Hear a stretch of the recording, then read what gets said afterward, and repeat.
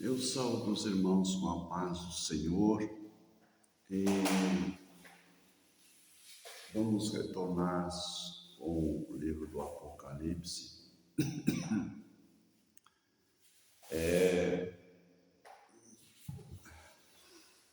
No capítulo 5. Eu já terminei há umas lives atrás sobre o capítulo 4, livro versículo por versículo, algumas palavras também. E vamos ler o capítulo 5 do Apocalipse, o livro selado com 7 selos, somente o Cordeiro é digno de abri-lo. Vamos ler o primeiro versículo.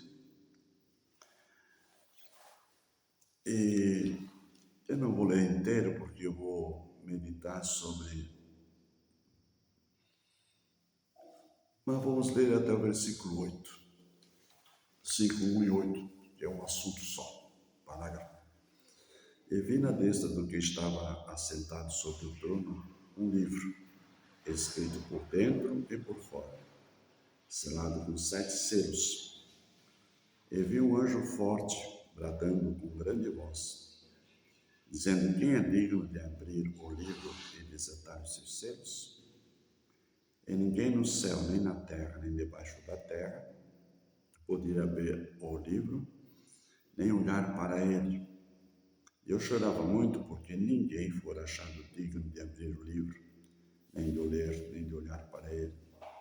E disse-me um dos anciões: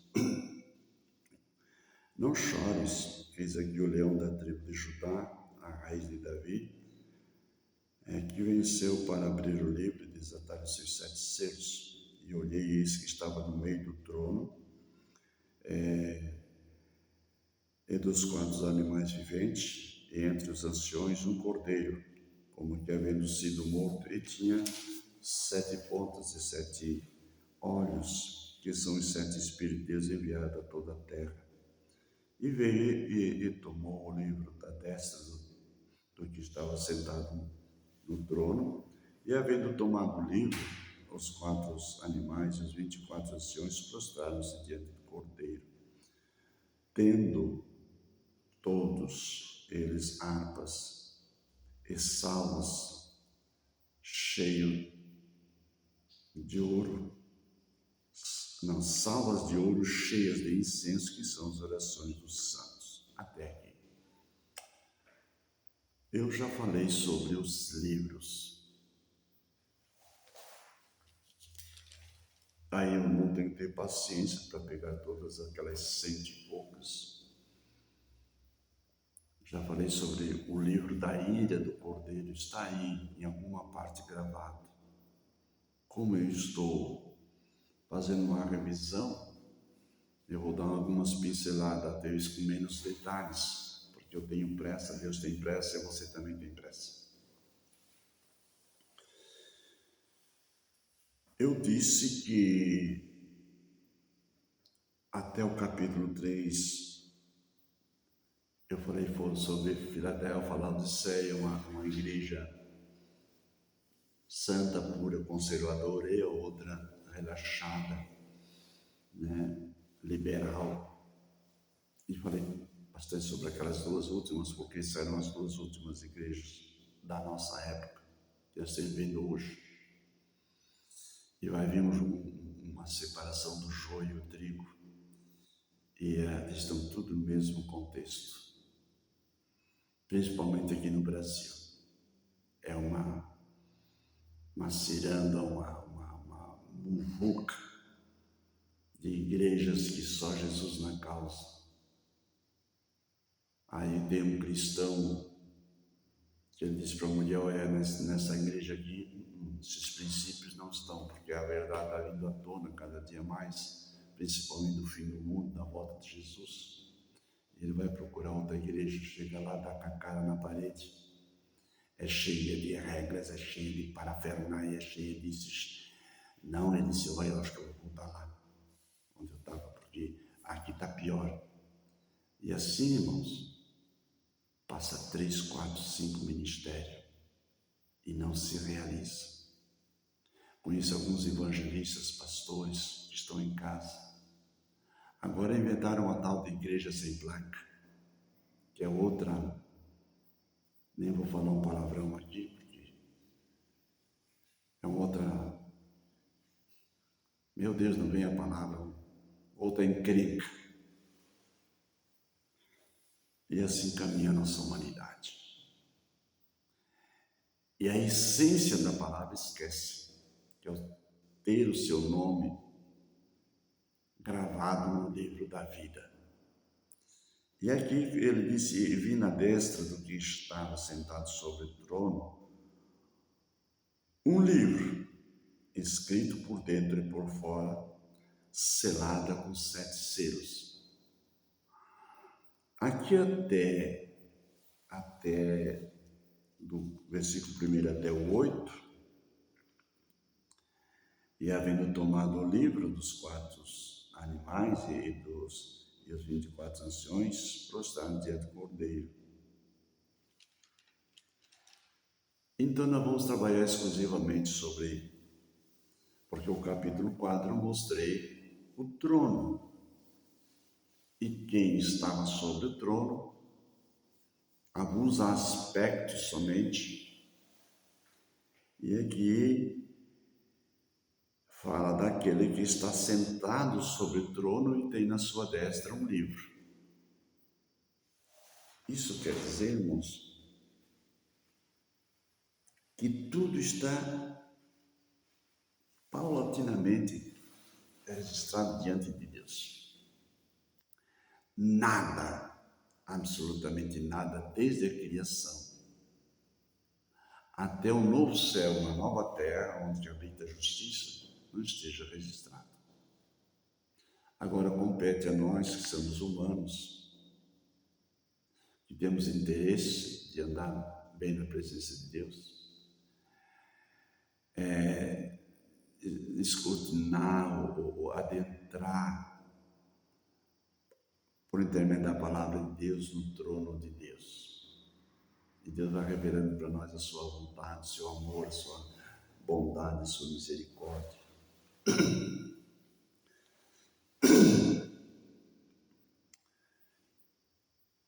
E ele disse, e vi na destra do que estava sentado sobre o trono um livro escrito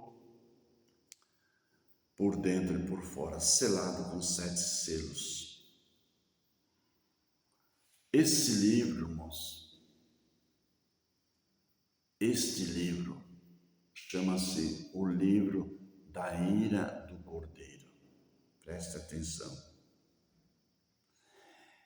Do capítulo 5, mais especificamente do capítulo 6, porque aqui no capítulo 6 diz assim, ó, e havendo o Cordeiro aberto um dos 7 selos, olhei um dos 4 animais que dizia como em voz de trovão, vem e vê. Do capítulo 5, ou melhor, do capítulo 6 até o capítulo 19, vamos para o capítulo 19, para você entender, senão você não vai entender. Eu sempre tenho batido nessa tecla de que se você sempre não ouvir as antes, não vai entender depois. Às vezes eu olho ali, tem 20, 30 visualização, e o outro antes não tem nenhuma. Eles ficam cativos ali, mas a outra esquece da outra. E ao invés do que eu estou tentando explicar tudo ali, já está esmiuçado na outra. E se você não assistir outra, você não vai entender a outra. E aí vira uma parafernália na tua cabeça, porque na minha está tudo ó, tranquilo. Eu só estou deixando no ar e você esmiuça, porque eu estou tirando aqui, o Espírito Santo está me ajudando. Só da Bíblia, só. Não tem um outro livro. Porque eu já estou estudando essa palavra há mais de 30 anos, 40. Então, quando eu abro, aparece um espelho. Amém? Então, do capítulo 6 até o capítulo 19, não aparece mais a palavra igreja. Sabe por quê? porque a palavra igreja está no capítulo 2 e o 3. E Jesus foi para o céu e carregou a sua igreja. E lá no céu ele vai abrir os livros e acha o livro da vida, entende? O livro da vida, ele acha o livro da árvore da vida, que eu já expliquei o que é o livro da vida, o livro da árvore da vida, e o livro do cordeiro, e o livro da ira do cordeiro. São 4 livros. Isso eu já expliquei tudo. Mas vou dar uma pequena revisão sobre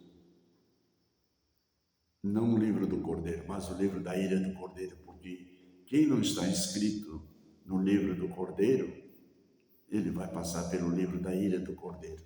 E aqui é muito importante isso aí. Por que nós, os cristãos chamados evangélicos, damos ênfase para que você aceite a Jesus? Já expliquei umas 3, 4 meses, mas não vou me cansar de explicar. É porque a partir do momento que você aceitar Jesus, o teu nome está escrito não no livro da vida, entende? Não no livro da árvore da vida, mas você está escrito no livro da vida do Cordeiro, para se livrar da ira do Cordeiro, porque agora você é um filho de Deus, teu nome está escrito, não ali no cartório, mas escrito no livro, lá nos céus, diante de Deus, o seu novo nome, amém? Então os irmãos sabem que ali não vai aparecer mais a igreja. Quando se abre aqui os selos, no capítulo 6, vai começar a vir a ira do Cordeiro sobre os filhos da desobediência. Mas a igreja, Deus nos livrou do dia da ira, conforme Tessalonicenses 1:10. Vamos para a frente. E vi na destra do que estava assentado sobre o trono um livro, escrito por dentro e por fora, selado com 7 selos. Até então, até que Jesus não foi assunto ao céu, até que ele não deu o brado na cruz do Calvário, tudo estava diante de Deus, lacrado com 7 selos. Esse lacrado, irmãos, ou selado, tem uma conotação de segredo, de cuidado, de algo que não pode ser revelado. Por exemplo, assim, antigamente os reis, eles tinham vários tipos de pote de barro, porque o coeficiente do barro, ele é mais alto do que o coeficiente do cobre, do alumínio, do ouro, porque dentro do barro, do vaso de barro, que é purificado o ouro, o cadinho de Deus. Meus, eu vou parar por aqui, porque se ficar falando do barro no vaso, hoje. Então eles usavam um vaso de barro, bem temperado, e lacravam, agora não está aqui a tampa, lacravam o vaso. E debaixo do lacre eles colocavam cera, porque a cera, ela pode passar dentro d'água, mas se ela passar pelo fogo, ela derrete. Então, quem tem o vaso nas mãos para entregar uma mensagem para o outro rei, ele tem responsabilidade e compromisso. Porque o rei pegava, botava cera, era um tipo de um selo, era inviolável, e pegava o seu anel, ia selando fora a fora. Quem levava a mensagem para o outro rei não sabia o que tinha ali dentro, se era ouro, se era prata, ou se era um pergaminho, se era uma carta, ou uma semente especial, ou especiaria. Ele cuidava para ser não rompido o selo, porque se chegasse no outro lado e o outro rei visse que não estava na íntegra, ele não recebia, voltava para... O que existe nessa? É como se fosse a digital. Agora nós vamos lá no banco, colocamos o nosso dedômetro ali e a caixa do banco se abre. Se não condizer, nosso dedo tem que estar bem limpinho, por causa das digitais, vai lá e se abre. Vem o dinheiro para fora, ou vem o extrato, aquele que precisar do banco. Então, quando ele foi ali, o livro estava selado com 7 selos. 7 é o número da perfeição, da garantia. E ali, por dentro e por fora. E um dos anjos forte, bradando com grande voz, disse: quem é digno de abrir o livro? Agora, me veio na minha cachilota, para entender essa parte aqui dos 7 selos, as 7 taças e as 7 trombetas, nós temos que voltar para Ezequiel. Porque se nós não entender Ezequiel, não entender Zacarias, Daniel, principalmente, e Abacuque, Sofonias, não comece a estudar o livro de Apocalipse, você não vai entender nunca. Porque eu já disse que a Bíblia é um livro aberto, mas tem os seus selos, quer dizer, os seus segredos, as suas chaves. Amém?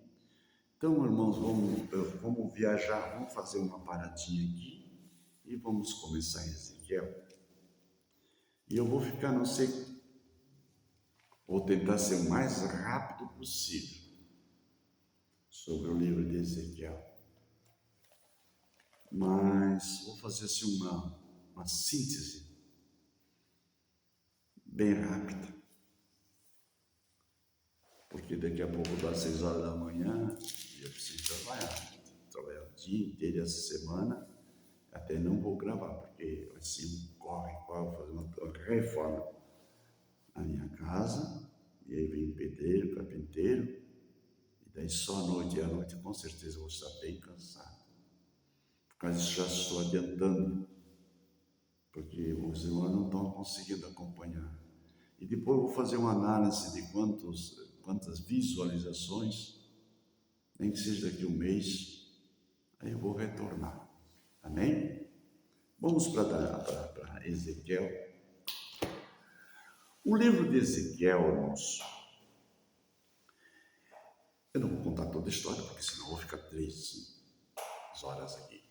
O livro de Ezequiel, Deus mostra através de Ezequiel o que aconteceu com Ezequiel, aconteceu com Jerusalém no tempo de Jesus Cristo e vai acontecer com o mundo agora nos últimos dias. É só isso que eu quero explicar. E se você explicar, entender isso aqui, você vai entender o Apocalipse inteiro. Sem nenhum, ai meu Deus, falei com o pastor assim, o que o irmão é estudando o livro? Deus o livre, eu não perco tempo.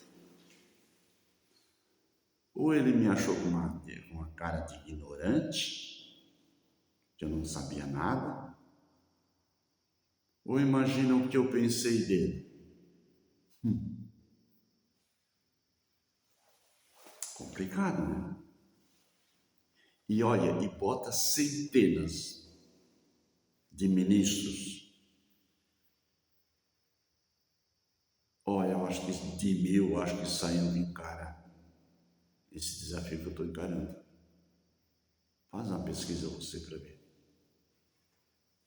Faz. Eu lanço o desafio no Brasil. Quantos pastores pegam o Apocalipse de livro a livro, versículo a versículo, palavra a palavra? Faz. E depois me aponta que gostaria de estudar, ou saber quem seria essa pessoa, para mim fazer uma comparação. Vai que ele tem mais coisas reveladas a ele do que eu. E eu vou fazer assim como é que diz aí na mídia? Um cheque-paque, assim uma discussão entre 2, 3. Tem uma palavra em inglês, eles falam em inglês, eu não entendo nada, né? Para discutir os assuntos. Que coisa não seria gostoso, irmãos? 2. Vamos para a Ezequiel. Estou falando demais hoje. Ezequiel, irmão, dá uma narrativa de tudo o que aconteceu com Israel naquela época. Estava acontecendo e ia acontecer, porque o povo de Israel pecou, virou as costas para Deus. Os irmãos sabem por que Deus permitiu que Jerusalém fosse destruir o templo e que eles fossem levados 70 anos para a Babilônia? A resposta está em Abacuque, também em Sofonias. Havia sim N razões, vou falar 3, 4 talvez. Não sei numerar a primeira, mas a primeira razão, porque o povo apostatou da fé, deixou de confiar em Deus. Isso começou lá atrás, longe, não foi aqui em Daniel. Daniel foi estupindo das coisas.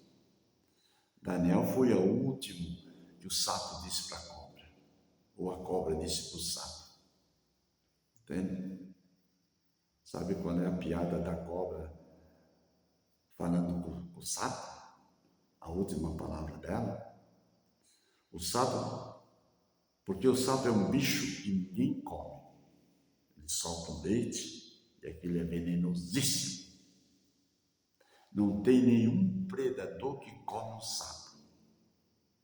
Então ele pinta e borda. Ele faz o que quer. E a cobra, ela é devoradora de insetos. Quando ela está com fome, tem um grilho, tem um escorpião, tem uma barata, entende? Quando ela está com fome, ela come até a própria cobra, engolindo cobra. Já ouviu esse ditado? Até da família dela. Ela está com fome, ela é predadora, mas quando ela vê um sapo, esse vai ser o último. E o sapo brinca e rola com a cobra, brinca, duvida. Tu me pegar, tu pode comer todo mundo, sua ferida catinguenta, sua enroladora. Mas você não pegar ela descuidado, que tu não me viu com fome ainda. Tu não cutuca a onça com vara curta. Cuidado, seu sapinho terrível. Um dia eu te engulo, um dia eu te pego. Desprevenido, não vai dar tempo de você soltar o teu leitinho aí de defesa. E o sapo ria da cobra, brincava, duvidava. E a cobra foi tolerando, até um dia que ela pegou ele e pau, comeu. Aí ele, não, comadre, não faça isso, é o último que aviso que eu te dei. Assim o povo de Israel brincava com Deus. Deus é um Deus de amor. Deus é um Deus de amor. Olha que Deus vai vai me castigar, vai me mandar para o inferno porque eu fumo um cigarrinho, porque eu bebo uma cervejinha, porque eu faço um fique legal com a vizinha ali, que é minha comadre. Cuidado. Mas o meu líder religioso nunca falou nada. Alguns, um gato pintado chegou na porta e queria, irmão José, eu quero seguir a Jesus junto contigo aqui, com vocês, tá bom? Fica aí, não tem problema, a igreja é livre, entra quem quer e sai quem quer. Mas depois o camarada quer levar a vida assim, ó. Se, meu irmão, você tem amor a Jesus, amor a si mesmo, amor à palavra de Deus, você não tem medo do inferno? Não. Você dorme bem à noite? Sim. Você come bem? Sim. Por quê, pastor José? Porque tu pode perder a salvação, amigo. Não. Uma vez salvo e salvo para sempre. Tem alguma coisa, pastor José, eu estou matando, estou roubando? Não. Então, fumar é pecado, beber é pecado? Não. Só que estás pecando contra o teu próprio corpo. Tu estás querendo enrolar Deus, manipular Deus, mas como assim? Porque Deus diz que o teu corpo é templo do Espírito Santo e o Espírito Santo em que te habita tem ciúme. E agora tu está dizendo, não, meu corpo não é templo do Espírito Santo, meu corpo é templo do fumo. Aí, como já expliquei a semana passada, né, se Deus quisesse que o homem fumasse, ele botava assim o nariz para cima, assim, fazendo um chaminé, bem comprido, assim, que nem a tromba do elefante. Deus deixou outro suco gostoso para tomar, não precisa ser cerveja. A cerveja foi inventada pelo homem, adocicada. Deixa quieto. Então cuida, meu irmão. Cuida, que o prestação de conta vem. Depois contar com dor no pulmão, estás com vício da embriaguez, estás gordo, diabético, porque a cerveja causa diabetes. Aquela coisinha que tu gosta de trabalhar com ela, aquela ferramenta, e aí começa a ter um ciúme imperceptível da tua esposa, e o inferno começa dentro do teu lar, só por causa da cervejinha gelada que você toma 1, 2, 3. Quando você percebe que está, aí chega em casa, a mulher não vai te procurar por 2 razões. Uma, porque você está catinguento, ferido e ela não bebe. E outra, porque a tua ferramenta não está funcionando. Você sabia disso? Fica esperto. Aí tu começa a ter sonho e visão com o ciúme do vizinho. E o povo de Israel fazia bem assim, brincava com Deus. Primeira razão, por causa da apostasia. Segunda razão, Deus disse para o povo de Israel, quando entrasse na terra prometida, trabalhar 6 anos e o 7 descansar a terra. Nunca deram descanso da terra, desobedeceram a voz de Deus. A terceira razão, porque eles começaram a amar a idolatria. Esqueci do mandamento de Deus, capítulo 21, versículo 1. Adorarás o Senhor teu Deus de todo o teu coração, de toda a tua alma e de todo o teu entendimento, e ao próximo a ti mesmo. Então já tinham errado em adorar a Deus. Idolatria em Israel por todo canto. Assim como nós vimos aqui, às vezes até dentro da nossa casa também, se nós não viajar. Você sabia que o celular é uma idolatria? É uma rede maligna? A televisão também. O cachorrinho que tu tens ali, que tu não sai sem o teu cachorro, também é idolatria. Está botando o cachorro. Eu não vou na igreja porque meu cachorro está doentinho. Não é pecado cuidar do cachorro, mas de ficar o tempo de Deus, para Deus, é sagrado. E aí você não tira, mas tira para o cachorro. O teu carro, você não vai na igreja porque quando chove, porque suja, molha. Idolatria. Você já entendeu, né? Então tá bom, não precisa falar, não falar mais nada. E assim estava Israel. Primeiro, apostasia. Segundo, não cuidaram da terra. Terceiro, esqueceram de adorar a Deus. E agora Deus vai dizer, ó, lá tem Deus bastante. Para tudo quanto é lugar, vocês vão ter um Deus.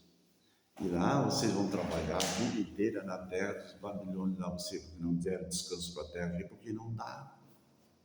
Deixar um ano sem plantar nada, nossa. Deixar um dia na semana sem plantar nada, nossa.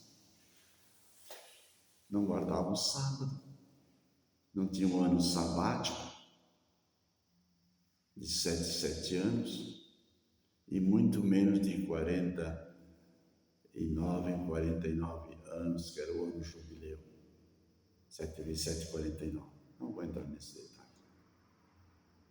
Aí foram lá comer o pão que o diabo amassou. E aqui no capítulo 1 começa, e nós vamos fazer um resumo de todo o Ezequiel. Já passou 30 minutos. Jesus tem misericórdia.